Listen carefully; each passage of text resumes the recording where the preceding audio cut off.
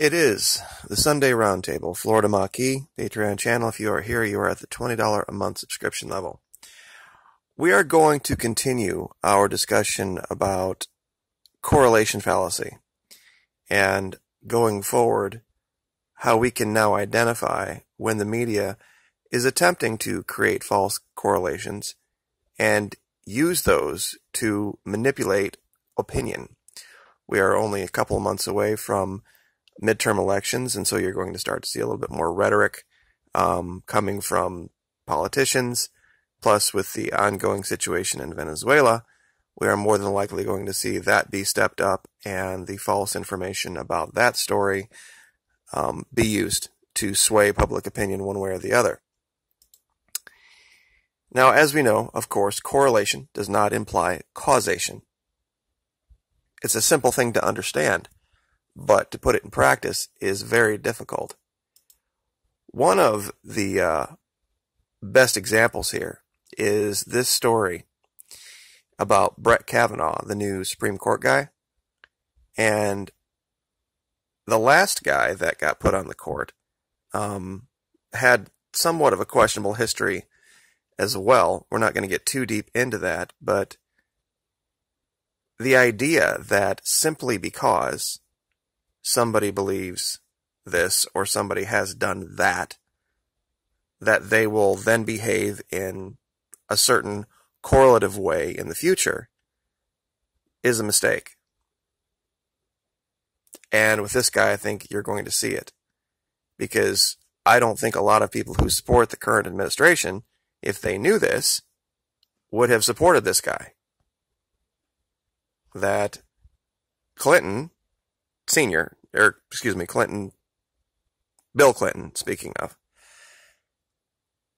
was a criminal and should have been indicted and should have been in jail. He goes to jail, no Hillary, no Obama, changes history completely. And this failure here led to a lot of the problems that we have seen lately. You can read through a lot of comics where they make fun of correlation, causation, and how, especially in business, it's a trap.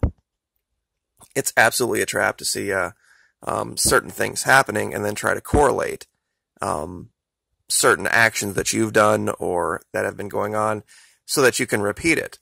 It's actually something that happens on YouTube as a content provider. Sometimes, out of nowhere, a video will just take off for no reason. You go back, you analyze, you reanalyze, you try to think it's this, you try to think it's that, and sometimes there's just no rhyme and reason to it. There really isn't, because you try to reproduce it and it doesn't work. So, when it gets into politics, though, and psychological operations, thinking that, okay, we did ABC and it led to this bad result, so we shouldn't do anything remotely like ABC again, is also a trap. This was the biggest one. I've talked about it before, and I'm going to talk about it again because it is an ongoing result of correlation, causation, fallacies, and logic. Even though there were massive amounts of actual facts proving that this guy here was not the opposite of this person here, and actually was quite supportive of and had recommended and endorsed this person here in the past, the way people get information and got information in the last election cycle is a great study in how if we can correlate this to that, then that must be true, when it was absolutely the opposite of it.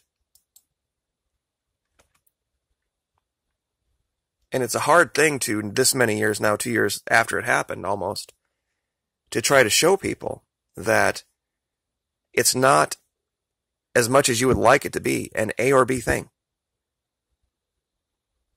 It's not that if this person doesn't like that person and you don't like that person, that this person's a good person.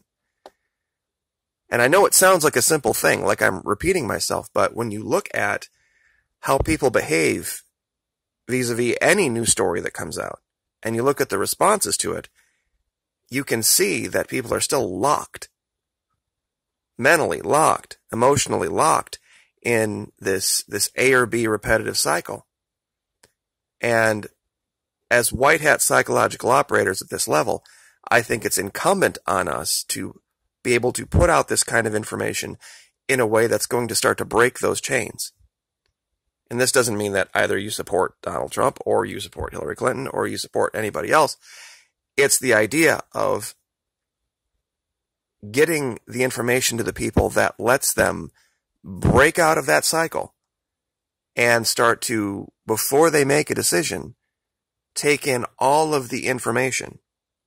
Wait, chew on it for a while. Look into other information. Look into other sources. And not with the idea that I'm either going to demonize this person and, put this one up on a pedestal. That the idea of you're looking for the all good, all bad option. That there's going to be good and bad in all options, but understand the choices that you're making. This one here, I brought up this picture just for this reason. You had two diametrically opposed groups of people that were supporting the people they were supporting for the exact same reason, because they thought the other one was crazy. They were voting against somebody. And that was clear evidence that psychological operations were in play. Everybody who was voting for Mr. Trump was, when you bring up all of his faults, all of the problems, all of the issues that we've discussed ad nauseum, it always fell back to this. Because we have to vote for him because of her. And when you brought these things up to her supporters, we have to vote for her because of him, because he's insane. But it revealed even a greater psyop, deeper, that there weren't third and fourth options, Green and Libertarian parties, to vote for, if you were truly a person that was going to vote on principle. And you didn't see voting as like a football game, or you didn't see it like, a NASCAR race. It had to be one extreme or the other extreme.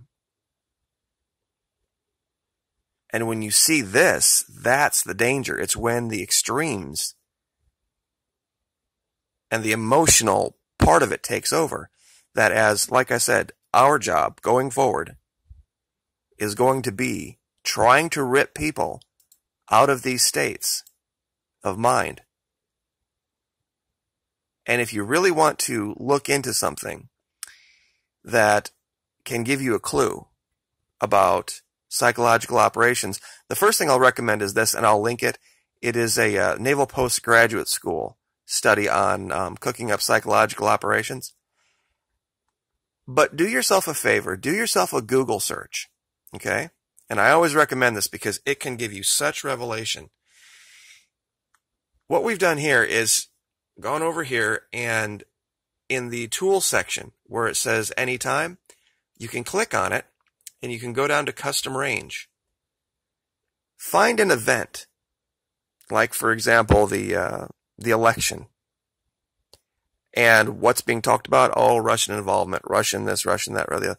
Look at that topic prior to the election. Like here I have 2008 to 2014, prior to anybody talking about Russian interference in elections or anything like that, and see what pops up. And see what you get. This is really actually something to listen to here, where they talk about Yuri Bezmenov and what he said his job was as a Russian psychological operator. Very, very odd to listen to this from 2011 and now see what's happened. It is really crazy to see. And you can do this with things like the Parkland shooting. You can do this with all sorts of events. The issue with Venezuela. Look at what was being reported and the information prior to it making its way into the mainstream consciousness. And you'll really get down to the root of the truth. That way you can mitigate the effects of the psychological operations continuing to go on in our mainstream media. But this is a really good read, by the way, from the Naval Postgraduate School. Would recommend everyone read it. It's dry and it's long and it's 79 pages, but it will give you a really, really good insight into psychological states and understanding where the root of psychological operations really is, and what gives you the opportunity to influence people in a good way. Because that's the only probably good news, is that when people are influenced in an emotional way like they have been recently, that means they're still open to being influenced. That means there's still hope. It's when people completely close off and aren't malleable at all that's when the danger happens. And hopefully we're not at that stage yet.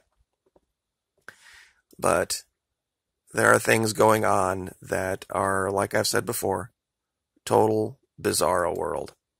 And we can see a giant psychological war going on.